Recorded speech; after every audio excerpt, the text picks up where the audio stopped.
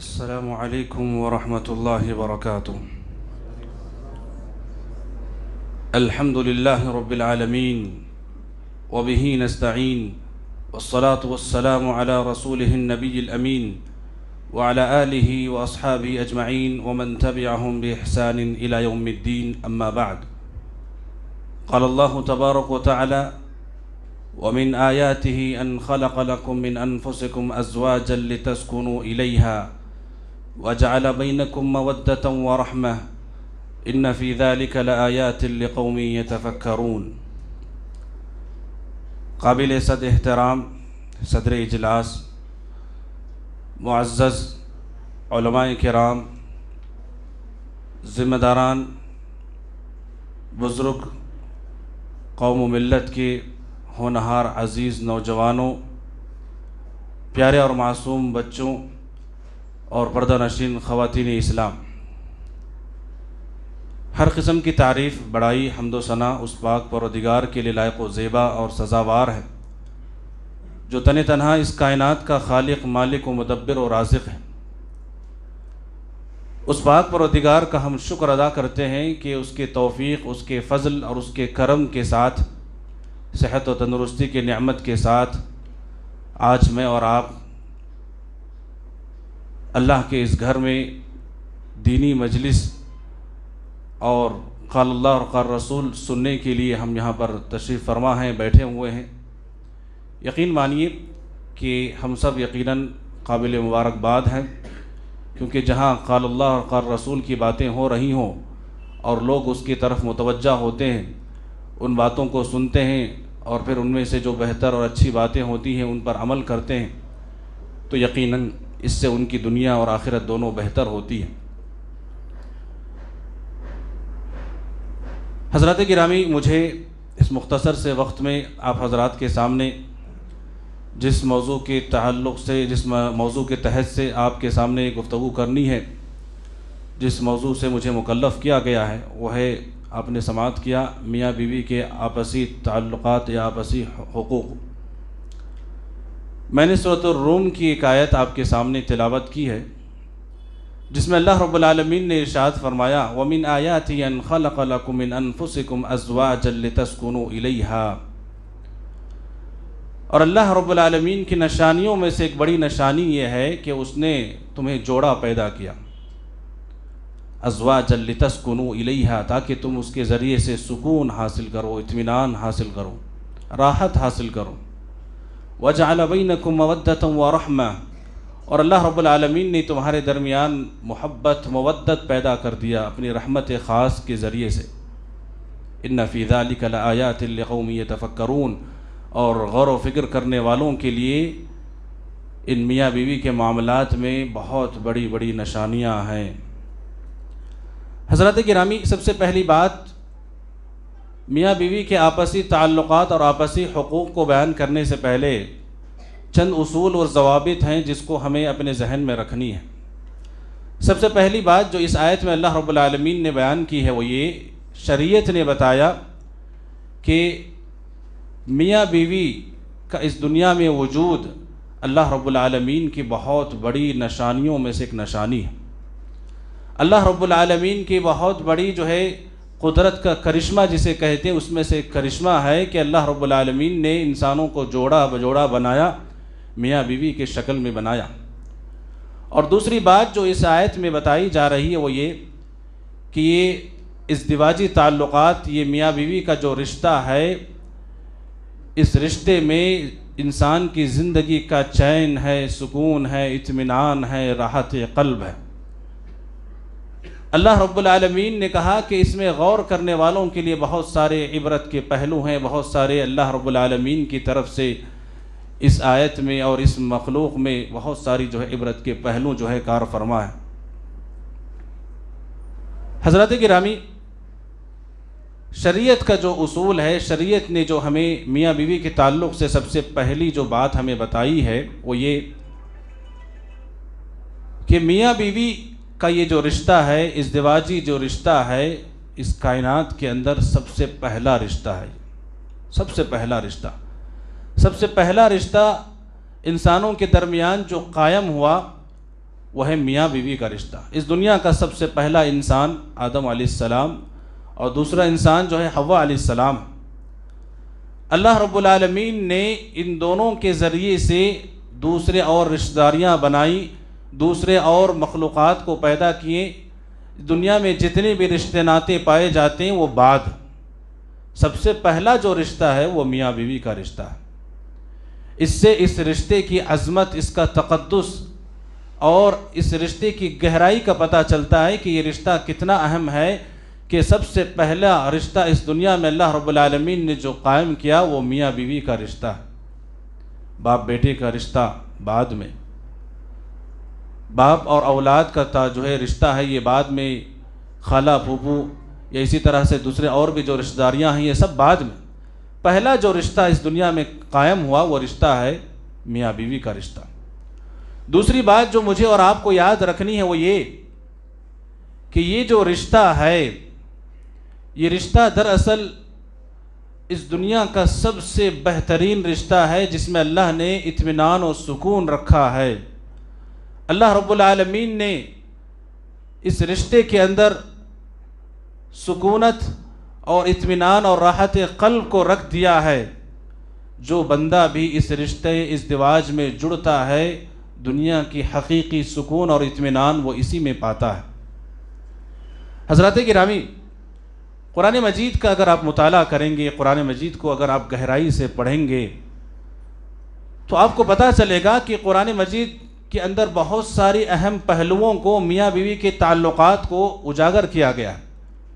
قرآن مجید کی ایک آیت ہے سورۃ البقرہ کے اندر جو بڑا ہی جو ہے پیارا جو ہے اس میں مسئلہ بیان کیا گیا، اور بڑی پیاری ہے وہ آیت، اور اتنے بہترین انداز سے تشبیہ دیا گیا ہے میاں بیوی کے رشتے کو، اتنے بہترین اور اچھے پیرائے میں جو ہے اس کو واضح کیا گیا ہے کہ اگر آپ اس ایک ایک مسئلے پر اگر غور کریں گے تو آپ کے سامنے واضح ہوگا کہ قرآن مجید، یہ شریعت جو ہمارا دین ہے، یہ کتنا جو ہے اہمیت دیتا ہے اس رشتے کو۔ وہ آیت کون سی ہے؟ اللہ رب العالمین قرآن مجید کے اندر کہتا ہے میاں بیوی کے تعلق سے، ہن لباس لکم وانتم لباس لہن، ہن لباس لکم وانتم لباس لہن۔ سبحان اللہ، کتنا پیارا جملہ ہے اور کتنی پیاری بات ہمارا رب کہہ رہا ہے۔ میاں بیوی کے تعلق سے اس سے بڑی اور اس سے بہترین بات نہیں ہو سکتی، اس سے پیارا جو ہے تشبیہ جو ہے ممکن نہیں ہے، اس سے اچھا انداز اور اس سے اچھا پیرائے میں میاں بیوی کے تعلقات کو بیان کرنے کے لیے کوئی اور جملہ ہو ہی نہیں سکتا۔ غور کرتے ہیں اس آیت میں اللہ رب العالمین نے میاں بیوی کے تعلق سے اتنی بہترین اور اتنی صاف بات کیسے کہی؟ کہا ہن لباس لکم وانتم لباس لہن، کہ مردوں کی جماعت سن لو، تمہارا لباس جو ہے یہ عورتیں ہیں، تمہاری بیویاں ہیں، اور تم اپنی بیویوں کے لیے لباس ہو۔ اللہ اللہ، ذرا غور کیجئے میرے بھائیوں، کتنی بڑی بات کہتی گئی کہ میاں بیوی کا رشتہ جو ہے ایک لباس کے مانند ہے۔ اب ذرا غور کیجئے کہ آخر لباس سے ہی کیوں تشبیہ دی گئی، لباس ہی کیوں کہا گیا؟ اہل علم نے اس آیت کے اندر بہت سارے فوائد اور بہت سارے نکات بیان فرمائے، اس میں سے چند نکات آپ کے سامنے میں رکھنا مناسب سمجھتا ہوں۔ سب سے پہلا نکتہ اور سب سے پہلی بات جو میاں بیوی کے تعلق سے کہی گئی ہے کہ اس آیت میں اللہ رب العالمین نے جو تشبیہ دی ہے ہن لباس لکم وانتم لباس لہن، کہ تم اپنی بیویوں کے لیے لباس ہو اور تمہارے لیے تمہاری بیویاں لباس ہے، تو کہا کہ اللہ رب العالمین نے یہاں پر یہ بات بیان فرمائی ہے کہ جس طرح سے لباس، ہر انسان کو ہر طرح کے لباس نہیں آتی۔ آپ مارکیٹ میں جائیے، آپ جاتے ہی جو لباس آپ کے سامنے نظر آئے اس لباس کو آپ اٹھا کر پہن لیں گے، ایسا نہیں ہو سکتا۔ لباس کے لیے آپ کیا کرتے ہیں؟ اپنے باڈی کا سائز، جو میجرمنٹ آپ کا صحیح ہے وہ میجرمنٹ آپ پیش کرتے ہیں، اور اتنی مقدار میں مجھے چاہیے، ایسی پسند، ایسے کلر چاہیے، ایسا کپڑا چاہیے، کوالٹی چیک کرتے ہیں، ہر طرح کی چیز کو آپ چیک کر کے اس کے بعد اپنے لیے لباس سلواتے ہیں اور بناتے ہیں یا ریڈی میڈ خریدتے ہیں جو آپ کو پرفیکٹ ہو۔ تو اہل علم نے کہا کہ لباس سے تشبیہ دینے کی یہاں پر جو سب سے اہم نقطہ یہ ہے کہ قرآن مجید میں ہمارا رب ہم سے کہہ رہا ہے کہ میاں بیوی کا معاملہ بھی ایسا ہے کہ ہر عورت ہر مرد کے لیے پرفیکٹ نہیں ہوتا، ہر مرد ہر عورت کے لیے پرفیکٹ نہیں، حالات کے اعتبار سے، خاندان کے اعتبار سے، تعلیم اور ایجوکیشن کے لحاظ سے ہر عورت مرد کے لیے اور ہر مرد ہر عورت کے لیے پرفیکٹ نہیں ہو سکتا۔ اس لیے گویا کہ اہل علم نے کہا کہ اس آیت میں دراصل اللہ رب العالمین نے یہ پیغام دیا کہ رشتہ ازدواج میں منسلک ہونے سے پہلے انتخاب کرو، بہترین جوڑے کو، بہترین جو ہے خاتون کو، بہترین اور نیک صالح عورت کو انتخاب کرو۔ کیونکہ اگر تم چاہتے ہو اچھا لباس پہننا، اگر تم چاہتے ہو کہ تمہارا لباس جب پہن کر تم باہر نکلو تو اس لباس کے تعلق سے کوئی عیب نہ نکالے، کوئی عیب جوئی نہ کرے، کوئی برائی نہ بیان کرے، تو پھر ضروری ہے کہ اسی طرح سے تم اپنی زندگی میں رشتہ ازدواج میں جڑنے سے پہلے بہترین عورت کا انتخاب کرو۔ دنیا کے اندر بہت سارے معیارات ہو سکتے ہیں ایک عورت کو انتخاب کرنے میں، اور ایک مرد کو انتخاب کرنے میں بہت سارے جو ہے معیارات اور بہت سارے جو ہے کنڈیشن ہو سکتے ہیں۔ ہمارا دین کہتا ہے کہ تمہیں خوبصورتی کو دیکھنا ہے ضرور دیکھو، مال و دولت کو دیکھنا ہے دیکھو، سب چیز کو دیکھو، جن جن چیزوں کو تمہیں دیکھنا ہے سب چیز کو دیکھو۔ فاظفر بذات الدین تربت یداک، لیکن یاد رکھنا عورت کے انتخاب میں اور عورت مرد کے انتخاب میں جس چیز کو بھی تمہیں چوائس کرنا ہے چوائس کرو، لیکن دینداری کو کبھی فراموش مت کرو، دینداری کو کبھی فراموش مت کرو، کیونکہ اگر تم نے دینداری کو فراموش کر دیا، دینداری کو تم نے چھوڑ دیا، تم نے صرف حسن و جمال کو دیکھ کر بندہ اس پر مر مٹا، بندہ اس پر جو ہے دل میں ٹھان لے کہ شکل و صورت کو دیکھ کر بس مجھے کرنی ہے تو اسی سے کرنی ہے، تو پھر بعد میں بہت پچھتاؤ گے، بعد میں تمہاری زندگی جہنم بن جائے گی۔ جس طرح سے ٹائٹ لباس پہن کر تم چل نہیں سکتے، تم اٹھ نہیں سکتے، تم بیٹھ نہیں سکتے، اسی طرح سے وہ تمہارے حلق کا کانٹا بن جائے گا۔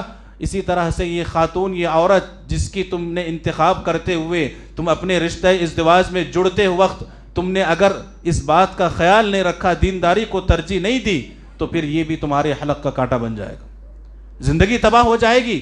میرے بھائیوں، یہاں پر میں کہنا چاہوں گا کہ رشتہ ازدواج کتنا پاکیزہ رشتہ ہے کہ اس رشتے سے جڑنے سے پہلے ہمارا دین ہمیں کہہ رہا ہے کہ تمہیں چاہیے کہ تم اپنی جو ہے پسند کا چوائس کرو، لیکن دینداری کو ملحوظ رکھو۔ کتنے ہی ایسے خاندان ہیں، کتنے ہی ایسے لوگ ہیں، کتنے ہی ایسے افراد ہیں جو محض صورت پر فدا ہو جاتے ہیں، محض حسن و جمال پر فدا ہو جاتے ہیں اور زندگی تباہ بن جاتی ہے، زندگی ان کی تباہ ہو جاتی ہے، برباد ہو جاتی ہے۔ آج ہمارے معاشرے کو دیکھ لیجئے، دینداری کو چھوڑنے کی وجہ سے 6 مہینہ 3 مہینے 4 مہینے کے اندر کیسے کیسے جو ہے رشتے ٹوٹتے ہیں، سالوں بیت جاتے ہیں، پھر بھی اگر دینداری کو آپ نے ترجیح نہیں دیا تو ایک نہ ایک دن اس رشتے کو جو ہے ختم ہونا ہے، وہ زندگی تباہ و برباد ہو کر رہتی ہے۔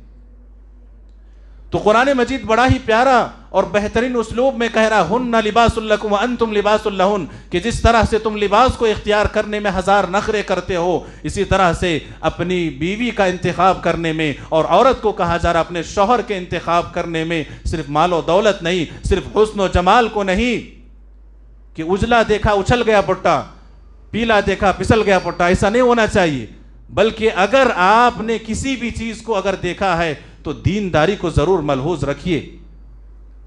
اپنی نگاہوں کو ایک چہرے پر قید رکھو، اپنی نگاہوں کو ایک چہرے پر قید رکھو، ہر صورت پر مر جانا توہین وفا ہوتی ہے۔ حضرات گرامی، کہنا یہ ہے کہ انسان کو ہر جو ہے اجلا دیکھ کر، یہ جسم کے یہ چہرے کی خوبصورتی کو دیکھ کر جو ہے اس پر مرنا اور مر مٹنا اور اسی کے لیے فدا ہو جانا نہیں۔ آج کے معاشرے میں یہ بہت بڑا المیہ ہے کہ آج کے نوجوان نسل، ہمارے لڑکیاں اور لڑکے جو ہے ایسے ہیں جو دینداری کا جو ہے کوئی خیال نہیں انہیں، بس انہیں صورت کی جو فکر ہے اور صورت یا مال و دولت۔ اسی وجہ سے بہت سارے جو ہے ہمارے چیلنجز اور بہت سارے معاملات ہمارے زندگیوں میں درپیش ہیں۔ دوسری بات جو قابل غور ہے، اہل علم نے بیان فرمایا کہ ہن لباس لکم وانتم لباس لہن۔ اس آیت میں اللہ رب العالمین نے ایک اہم بہت ہی باریک نقطہ یہ بیان فرمایا کہ انسان کی زندگی میں سب سے زیادہ قریب کون سی چیز ہوتی ہے؟ سب سے زیادہ قریب اس کا لباس، سب سے زیادہ قریب اس کا لباس ہو۔ تو شریعت کہہ رہی ہے، ہمارا دین ہمیں سکھا رہا ہے کہ میاں بیوی بھی ایک دوسرے سے قربت ان کی جو ہے ایسی ہی ہونی چاہیے، جس طرح سے ہمارا لباس ہمارے جسم سے بالکل ہمارے دل سے بالکل قریب، ہمارے جان سے بہت زیادہ قریب ہمارا لباس ہوتا ہے، اسی طرح سے میاں بیوی کے آپسی تعلقات جو ہے بہت ہی قریبی ہونی چاہیے، دوری نہیں ہونی چاہیے۔ اور ایک تیسری اہم بات یہ کہ جب بندہ لباس پہنتا ہے تو لباس پہنتے ہی اس کے سارے عیوب جو ہے ڈھک جاتے ہیں، چھپ جاتے ہیں، اور یہ بہت بڑی بات ہے، بہت بڑی بات ہے۔ اس بات کو بڑی ہی دل کے گہرائیوں سے سننا میرے بھائیوں، یہ بہت ہی اہم تشبیہ ہے۔ کہا جا رہا ہے کہ بندہ جب لباس پہنتا ہے تو اس کے سارے عیوب چھپ جاتے ہیں، اس کے سارے جو ہے جسم کے جتنے بھی داغ دھبے ہیں، جتنے بھی اس کے جسم کے اندر جو ہے نقش و نگار ہیں، سب چیز جو ہے لباس پہنتے ہی جو ہے ڈھک جاتے ہیں، چھپ جاتے ہیں۔ تو گویا کہ ہماری شریعت ہمیں کہہ رہا ہے کہ میاں بیوی ایک دوسرے کے لیے ایسی ہیں کہ وہ ایک دوسرے کے رازوں کی حفاظت کرے۔ ایک دوسرے کا حق یہ ہے کہ وہ امانت داری آپس میں ہونی چاہیے، رازوں کے معاملات میں وہ ایک دوسرے کے رازدار ہوں۔ شوہر کے جسم پر کیا عیب ہے، ظاہر سی بات ہے لباس پہنتے ہی وہ عیب چھپ جاتا ہے، تو کہا کہ بیوی کو جو ہے رازدار ہونا چاہیے، شوہر کے ہر معاملات کا جو ہے محافظ ہونی چاہیے ایک عورت کو، اور مرد کو چاہیے کہ وہ اپنے بیوی کے تمام عیوب کا جو ہے رازدار ہو۔ اور آپ اندازہ لگائیے میرے بھائیوں کہ یہ رازدار ہونا کتنی بڑی بات ہے۔ پیارے حبیب صلی اللہ علیہ وسلم کی جو زوجہ ام المؤمنین حفصہ رضی اللہ عنہا، پیارے حبیب صلی اللہ علیہ وسلم نے حضرت حفصہ رضی اللہ عنہا کو جو ہے طلاق دے دیا۔ کون ہے یہ حفصہ رضی اللہ عنہا؟ امیر المؤمنین عمر ابن خطاب رضی اللہ عنہ کی بیٹی، اللہ اکبر، ان کی بیٹی کو پیارے حبیب صلی اللہ علیہ وسلم نے طلاق دے دیا۔ کس وجہ سے طلاق دیا جانتے ہیں؟ پیارے حبیب صلی اللہ علیہ وسلم نے ایک راز کی بات حفصہ رضی اللہ عنہ کو بتایا۔ اب یہ راز کی بات پیارے حبیب صلی اللہ علیہ وسلم نے کہا کہ کسی کو نہیں بیان کرنا ہے، لیکن ام المؤمنین حفصہ رضی اللہ عنہ زبان پھسل گئی اور عائشہ صدیقہ رضی اللہ عنہ کے سامنے انہوں نے اس راز کو بیان کر دیا۔ پیارے حبیب صلی اللہ علیہ وسلم کو بڑا غصہ آیا، اور غصے کی وجہ سے پیارے حبیب صلی اللہ علیہ وسلم نے حفصہ رضی اللہ عنہ کو جو ہے طلاق دے دیا۔ یہ تو خیر ہوا، اللہ رب العالمین نے فوراً جبریل امین کو بھیجا۔ جبریل امین نے آ کے کہا راجع حفصہ یا محمد، اے محمد صلی اللہ علیہ وسلم آپ فوراً جو ہے حفصہ سے رجوع کیجئے۔ کیوں؟ فَإِنَّهَا صَوَّامَةٌ وَقَوَّامَةٌ، کیونکہ حفصہ رضی اللہ عنہ جو ہے انسان ہے، غلطی ہو گئی ان سے، انہوں نے آپ کے راز کو دوسروں کو سامنے بیان کر دیا، لیکن وہ بہت نمازی ہیں، وہ روزے رکھنے والی ہے، بہت اچھی خاتون ہے۔ وَإِنَّهَا زَوْجَتُكَ فِي الْجَنَّةِ، اور یہ اللہ رب العالمین نے بیان کیا ہے کہ حفصہ رضی اللہ عنہ جنت میں بھی آپ کی بیوی ہوگی۔ سبحان اللہ، راز کی حفاظت کتنی بڑی بات ہے کہ پیارے حبیب صلی اللہ علیہ وسلم نے راز کی حفاظت نہ کرنے کی وجہ سے پیارے حبیب صلی اللہ علیہ وسلم نے طلاق دے دیا۔ تو الغرض کہنا یہ ہے میرے بھائیوں کہ ایک بیوی کو شوہر کے رازدار جو ہے بننا چاہیے، اور شوہر کو بیوی کا رازدار بننا چاہیے۔ غلط ہے ہمارے معاشرے میں یہ رجحان کہ ہمارے معاشرے میں ہوتا کیا ہے کہ اگر میاں بیوی کے درمیان جو بھی بات چیت ہوتی ہے شوہر اپنے ماں باپ سے، اپنے بہنوں سے بیان کرتا جا کے، اور اسی طرح سے بیوی کے جو گھر والے ہوتے ہیں اس کے مائکے والے، بیوی جو ہے ان تمام باتوں کو اپنے جو ہے مائکے میں جا کے بیان کرتی۔ یہ غلط چیز ہے، رازدار رہنا چاہیے، رازوں کی حفاظت کرنے والی ایک خاتون ہونی چاہیے، یہ میاں بیوی کا آپس میں حق ہے۔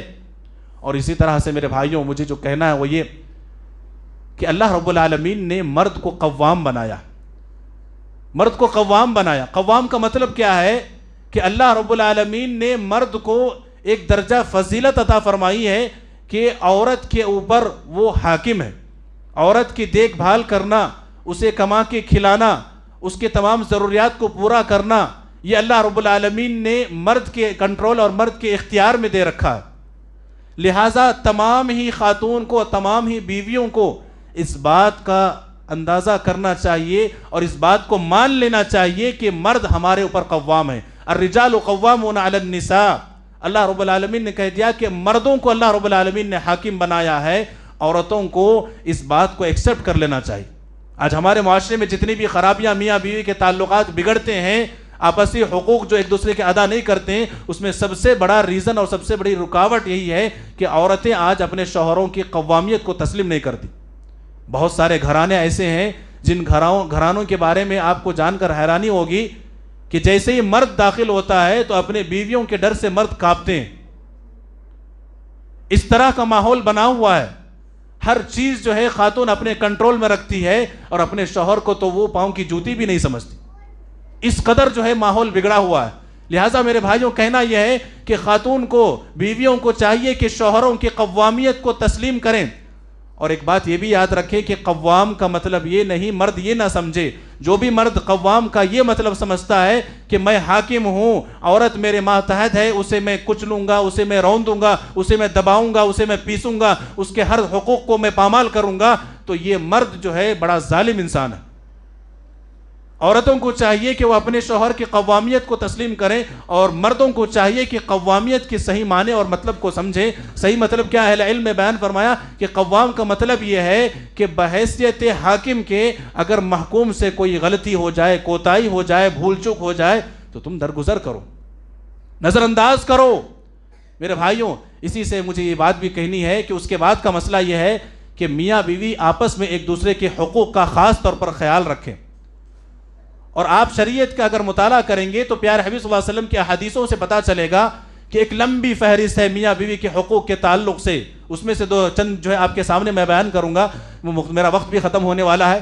حضرات گرامی، سب سے پہلی بات یہ کہ میاں بیوی کا جو یہ تعلق ہے، ان کے آپسی جو حقوق ہے، اس میں سب سے لمبی فہرست اگر آپ دیکھیں گے تو سب سے بڑی فہرست جو ہے شوہر کے اوپر عائد ذمہ داریاں ہوتی ہیں. شوہر کے اوپر بہت زیادہ ذمہ داریاں ہیں، اس کے بیوی کے حقوق بہت سارے ہیں.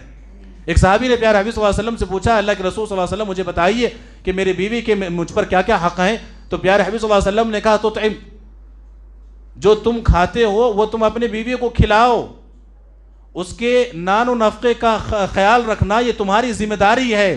آج کل ہمارے معاشرے میں ہوتا کیا ہے کہ مرد دیکھیں گے قوام ہے، اللہ نے اسے کمانے اور محنت و مشقت کرنے کے لیے اسے اللہ رب العالمین نے یہ اختیار دیا ہے. تو آج مرد کیا کرتا ہے؟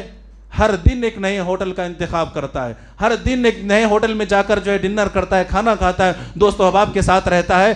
گھر کے اندر اس کے خواتین، اس کی بیوی بچے جو ہے ویسے بھوکے پیاسے رہتے، یا کبھی ویسا کھانا نصیب نہیں ہوتا جیسا یہ ہمارا جو ہے شخص جو ہے کھاتا پیتا ہے. یہ غلط ہے میرے بھائیوں.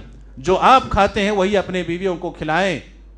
اور پیارے صلی اللہ علیہ وسلم نے اس کے بعد کہا کہ جو تم پہنتے ہو وہی چیز اپنے بیویوں کو پہناؤ. نان و نفقے کا پورا خیال رکھنا. فَلْيُنْفِقْ ذُو سَعَةٍ مِّن سَعَتِهِ. اللہ رب العالمین نے جو طاقت تمہیں دے رکھی ہے، قوت جو رکھی ہے، اس طاقت کے بقدر اپنے بیویوں پر خرچ کرو. یہ تمہارا حق ہے کہ تم یہ اس حق کو ادا کرو. اللہ نے تمہیں اس کا ذمہ دار بنایا ہے. اور ایک اہم چیز میرے بھائیوں یہ کہ شوہر کو چاہیے کہ اپنے بیوی سے ہمیشہ نرم پہلو، محبت کا پہلو جو ہے ہمیشہ غالب رکھے. پیارے حبیب صلی اللہ علیہ وسلم اپنے بیویوں کے ساتھ بہت ہی نرمی کا معاملہ کیا کرتے تھے، محبت سے پیش آیا کرتے تھے، ہنس مکھی کے ساتھ جو ہے آپ ان کے ساتھ معاملہ کرتے تھے. آپ جانتے ہیں پیارے حبیب صلی اللہ علیہ وسلم اپنے بیویوں کا حق کیسا ادا کرتے ہیں، یہاں تک کہ جو فیلنگ ہے، جو احساسات ہیں، جو جذبات ہیں، ان کا بھی خیال رکھتے تھے. میں عائشہ صدیقہ رضی اللہ عنہ کہتی ہیں، اس زمانے کے اندر اس حدیث کو بیان کر کے اس زمانے کے اندر جو شوہر موجود تھے ان سے خطاب کرتے ہوئے کہتی ہیں کہ پیارے حبیب صلی اللہ علیہ وسلم عید کے مناسبت سے مجھے وہ حبشیوں کے کرتب کو مسجد نبوی کے اندر جو ہوتا تھا اس کھیل کو دکھانے کے لیے پیارے حبیب صلی اللہ علیہ وسلم مجھے لے جاتے تھے. اور کمال کی بات تو یہ ہے کہ پیارے حبیب صلی اللہ علیہ وسلم وہاں سے اس وقت تک نہیں ہلتے تھے جب تک کہ میں بیزار ہو کے خود نہ کہتی اللہ کے رسول بس کی چلتے ہیں گھر کو. تب تک اللہ کے رسول صلی اللہ علیہ وسلم وہیں پر کھڑے رہتے اور آپ کی پیٹھ کے پیچھے سے میں سارا جو ہے منظر جو وہ کھیل کے پورے جو ہے کرتب کو دیکھا کرتی تھی. اللہ اکبر. عائشہ صدیقہ رضی اللہ عنہا کہتی ہیں کہ اے شوہروں کی جماعت سنو، یہ تمہارے نبی محمد صلی اللہ علیہ وسلم ہیں، سید الانبیاء ہیں، امام الانبیاء ہیں، جو اپنے بیویوں کے جو احساسات اور فیلنگ کا خیال رکھتے ہیں. پیارے حبیب صلی اللہ علیہ وسلم جو ہے ایسا نہیں تھا کہ گھر میں داخل ہوا تو پورے گھر کے جو ہے بیوی بچے جو ہے ڈر کر خوف ہو کے کونے میں بیٹھ جائیں. کیسا معاملہ تھا، کتنا پاکیزہ ماحول تھا. پیارے حبیب صلی اللہ علیہ وسلم کیسے جو ہے بیویوں کا حق دیا کرتے تھے. بڑا ہنسمکھ جو ہے آپ کا چہرہ ہوتا، بیویوں کو دیکھتے تو مسکراتے، ان کے ساتھ جو ہے ہنسی مذاق کیا کرتے تھے. پیارے حبیب صلی اللہ علیہ وسلم بیویوں کے ساتھ جو ہے ان کی دلجوئی کیا کرتے تھے. کیسے؟ مشہور واقعہ آپ نے سنا ہوگا کہ پیارے حبیب صلی اللہ علیہ وسلم کے تعلق سے ام المؤمنین عائشہ صدیقہ رضی اللہ عنہا کہتی ہیں کہ اللہ کے رسول صلی اللہ علیہ وسلم سے جب میری شادی ہوئی تو اللہ کے رسول صلی اللہ علیہ وسلم اور میں سفر میں تھے. اللہ کے رسول صلی اللہ علیہ وسلم نے مجھے کہا کہ دوڑ کا مقابلہ کرتے ہیں. سبحان اللہ. اللہ غور کیجئے میرے بھائی، آج ہمارے درمیان کہاں یہ سب چیزیں. آج شوہر اپنے بیوی کی طرف اگر کوئی ہنسی مذاق کر لے تو بیوی بگڑ جائے، اور بیوی اگر کوئی مذاق کر لے تو شوہر بگڑ جائے. یہ ماحول ہے. پیارے حبیب صلی اللہ علیہ وسلم دوڑ کا مقابلہ کر رہے ہیں. کہہ رہے ہیں کہ جب شروعاتی زمانے میں دوڑ کا مقابلہ ہوا، رننگ ریس ہوا، تو میں چونکہ ہلکی پھلکی تھی، اللہ کے رسول صلی اللہ علیہ وسلم جو بھاری بھرکم تھے، اللہ کے رسول صلی اللہ علیہ وسلم کے بالمقابل جب رننگ شروع ہوئی تو میں جیت گئی. پھر کہتے ہیں کہ عمر کے آخری مرحلے میں پیارے حبیب صلی اللہ علیہ وسلم اور میں ایک مرتبہ پھر ساتھ ہوئے، تو اللہ کے رسول صلی اللہ علیہ وسلم نے کہا عائشہ پھر سے رننگ ریس کرتے ہیں. پھر سے پیارے حبیب صلی اللہ علیہ وسلم رننگ ریس کی کہتے ہیں کہ پھر بعد میں تھوڑی موٹی ہو گئی تھی، میرے جسم بھاری ہو گیا تھا. پیارے حبیب صلی اللہ علیہ وسلم کے ساتھ جب رننگ ریس ہوئی تو پیارے حبیب صلی اللہ علیہ وسلم جیت گئے، اور پیارے حبیب صلی اللہ علیہ وسلم نے عذرائے محبت مسکراتے ہوئے کہا یا عائشہ تلکا بے تلکا، اس وقت تم نے ہرایا تھا، آج میں تمہیں ہرا دیا. یہ محبت کا ماحول، یہ پاکیزہ ماحول میاں بیوی کے اندر ہونا چاہیے. یہ بیوی کا حق ہے جو اسے دینا چاہیے. اور ایک اہم چیز میرے بھائیوں، شوہروں کو چاہیے تغافل کا معاملہ اختیار کریں. تغافل کہتے کس کو ہے؟ بہت ساری چیزوں کو دیکھ کر بھی اندیکھا کیجیے، بہت ساری چیزوں کو سن کر بھی انسنی کیجیے. یہ زندگی میں، میاں بیوی کی زندگی میں یہ بہت اہم چیز ہے. آج ہوتا کیا ہے کہ شوہر ایک ایک چیز کو پکڑنے کی کوشش کرے گا، بیوی ایک ایک چیز کو جو ہے اس کے جو ہے سی آئی ڈی بن جائے گی، اس کے پیچھے لگ جائے گی. یہ غلط جو ہے نظریہ ہے، یہ غلط چیز ہے میرے بھائیوں. اس لیے ہمیں چاہیے کہ ایک دوسرے کے حقوق کو ادا کرنے کے سلسلے میں تغافل کا جو ہے نظریہ اپنائیں. تغافل کہتے ہی ہیں کہ بہت ساری چیز زندگی میں آپ نے دیکھا بیوی کر رہی ہے، نظر انداز کیجیے. اور ہاں اگر کوئی ایسی غلطی ہے جو قابل گرفت ہے تو آپ کو معلوم ہو گیا کہ غلطی ہوئی ہے تو معافی کا جذبہ اپنے اندر رکھیے. عفو درگزر، یاد رکھیے عفو درگزر کرنا، معاف کرنا یہ بڑے لوگوں کا کام ہے. چھوٹے چھوٹے جو لوگ رہتے ہیں چھوٹی چھوٹی باتوں پر اپنے بیویوں کو ٹوکتے ہیں، اپنے بیویوں کے سلسلے میں جو ہے وہ غیظ و غضب کی جو ہے شکار ہوتے ہیں، فوراً طلاق طلاق طلاق کہہ دیتے ہیں، فوراً خلا کے جو مسائل ہوتے ہیں. ایسا نہیں ہونا چاہیے، بلکہ کیا ہونا چاہیے؟ عفو درگزر سے کام لیجئے، معاف کر دیا کیجئے. ایک مرتبہ پیارے حبیب صلی اللہ علیہ وسلم کی خدمت میں ایک صحابی آ کے کہتے ہیں اللہ کے رسول میرا جو غلام ہے وہ بہت زیادہ مجھے پریشان کرتا ہے، میں اس کی غلطی پر اسے کتنی مرتبہ معاف کروں؟ پیارے حبیب صلی اللہ علیہ وسلم نے کہا دن میں 70 مرتبہ معاف کرو اسے. ذرا اللہ سے ڈر کے بتائیے کون ایسا شوہر ہے جو پوری زندگی اپنے بیوی کو کبھی 70 مرتبہ بھی معاف کر کے ہے؟ کون سی ایسی بیوی ہے جو اپنے شوہر کو 70 مرتبہ بھی معاف کر کے ہے؟ نہیں، یہ جذبہ ہے ہی نہیں ہمارے اندر، معاف کرنے کا جذبہ ہے ہی نہیں ہے، درگزر عفو درگزر کرنے کا جذبہ ہے ہی نہیں. یہ بڑا ظرف چاہیے، بڑی ہمت چاہیے، بڑی بہادری چاہیے. اگر میاں بیوی کے درمیان یہ محبت اور الفت کا ماحول ہو تو وہ گھر جو ہے جنت نظیر بن جاتی ہے. اور مختصر 2-3 لفظ میں اپنی بات کو سمیٹتے ہوئے یہ کہنا چاہوں گا کہ بیوی کے لیے سب سے اہم چیز ہے شوہر. پیارے حبیب صلی اللہ علیہ وسلم نے شوہر کے مقام و مرتبے کو بیان کرتے ہوئے کہا کہ اگر اللہ رب العالمین کے بعد مجھے کسی چیز کے سامنے، کسی کے سامنے جھکنے کا حکم دیا جاتا تو میں کہتا کہ بیویاں جو اپنے شوہروں کے سامنے سجدہ کریں. شوہر کا بڑا مقام ہے، لہٰذا عورت کے لیے بیوی کے لیے بہت ہی شارٹ کٹ جو ہے جنت میں جانے کا راستہ ہے. پیارے حبیب صلی اللہ علیہ وسلم نے کہا المرأة اذا صلت خمسها وصامت شهرها واطاعت بعلها. پیارے حبیب صلی اللہ علیہ وسلم کہتے ہیں کہ ایک عورت اگر 5 وقتہ نمازوں کے اہتمام کرے، رمضان کے روزے رکھے، اپنے شوہر کی اطاعت کرے، سبحان اللہ، شوہر کی اطاعت کرنا، شوہر کی اطاعت و فرمانبرداری کر لے تو پیارے حبیب صلی اللہ علیہ وسلم کہتے ہیں کہ اللہ رب العالمین کل قیامت کے دن اسے کہے گا ادخلی کہ تم جنت میں داخل ہو جاؤ، من ای ابواب شئتی، جس جنت کے 8 دروازے میں سے جس دروازے سے چاہتی ہو تم داخل ہو جاؤ. شوہر کی اطاعت بہت ضروری ہے، شوہر کا احترام کرنا بہت ضروری ہے، اس کی غیر موجودگی میں اپنی عزت و آبرو کی حفاظت کرنا بہت ضروری ہے. شوہر کو ذلیل و رسوا کرنے سے، اسے تانے مارنے سے ہمارے خواتین کو بچنا چاہیے. ہماری ماں اور بہن یہاں پر بیٹھی ہوئی ہیں، ہمارے خواتین کو چاہیے کہ اپنے شوہروں کو بات بات پر تانے دینا، بات بات پر ان کے عیب نکالنا، بات بات پر جو ہے ناشکری کا جذبہ دکھانا، تم نے میرے لیے زندگی میں کیا ہی کیا ہے. پیارے حبیب صلی اللہ علیہ وسلم کہتے ہیں کہ قیامت کے دن مجھے جو ہے جہنم دکھایا گیا تو جہنم میں نے دیکھا کہ زیادہ تعداد خواتین کی ہیں. کس وجہ سے؟ ناشکری کی وجہ سے. تو یہ شوہر کا حق بنتا ہے کہ شوہر آپ کو اپنی استطاعت بھر جو چیزیں آپ کے سامنے لا کر رکھے، جو کھلائے پلائے، اس پر شکر ادا کریں، اس کا شکر کریں، کیونکہ وہ ایک مجازی خدا ہے. وہ اللہ رب العالمین کے بعد ایک دوسرا سہارا ہے ایک عورت کے لیے. اور آپ جانتے ہیں معاشرے کے اندر، معاشرے کی حالت کو جانتے ہیں، ایک خاتون کے اگر اس کا شوہر اگر انتقال کر جائے یا وہ طلاق شدہ ہو یا پھر خلا شدہ ہو تو اس کا کیا مقام ہے معاشرے میں ہم جانتے ہیں. کوئی پوچھنے والا نہیں ہوتا. اس لیے جو شوہر ہے، جو کچھ آپ کو لا کے دے رہا ہے، جو کھلا رہا پلا رہا، اس کی قدر کیجیے. اس کی عزت کیجئے، اس کا احترام کیجئے، اور کوئی بھی معاملہ ہو تو فوراً میکے تک جانے کی کوشش مت کیجئے، خود آپس میں صلح کرنے کی کوشش کیجئے۔ یاد رکھیے میاں بیوی کے درمیان اگر تیسرا داخل ہوا تو وہاں پر جدائیاں ہوتی ہیں، وہاں پر اختلافات ہوتے ہیں، وہاں پر معاملہ جو ہے گڑبڑ ہوتا ہے۔ یہاں تک کہ میاں بیوی کے رشتے کو بہتر بنانے کے لیے شریعت نے جھوٹ کی بھی اجازت دی ہے۔ جانتے ہیں جھوٹ کیا ہے؟ کہا لعنت اللہ الکاذبین، جھوٹ بولنے والوں پر اللہ کی لعنت ہے۔ لیکن کہا میاں بیوی کے رشتے کو بہتر بنانے کے لیے، ان کے آپس میں جوڑنے کے لیے، معاملات کو بہتر سے بہتر بنانے کے لیے کہا اگر جھوٹ کا بھی سہارا لینا پڑے تو جھوٹ کا بھی سہارا لے سکتے ہو۔ اللہ اکبر، کتنی بڑی بات ہے میرے بھائیوں۔ اس لیے میرے بھائیوں کہنا یہ خلاصہ کلام یہ ہے کہ میاں بیوی کے آپس میں ایک دوسرے کے بہت سارے حقوق ہیں، ان حقوق کا خیال رکھنا بہت ضروری ہے۔ ایک دوسرے کے اگر وہ حقوق ادا کرتے ہیں تو زندگی بہتر گزرے گی، ایک بہتر سماج ہمارے معاشرے میں، سوسائٹی میں جو ہے تشکیل پائے گا۔ نہ صرف ایک سماج بلکہ ایک بہترین جو ہے ثمر آور جو ہے آپ ایک درخت خاندان کی شکل میں آپ دیکھیں گے۔ جس بھی شخص کا گھر میں میاں بیوی کے تعلقات اچھے ہوتے ہیں، وہ خاندان، وہ قبیلہ، وہ معاشرہ جنت نظیر ہوتا ہے۔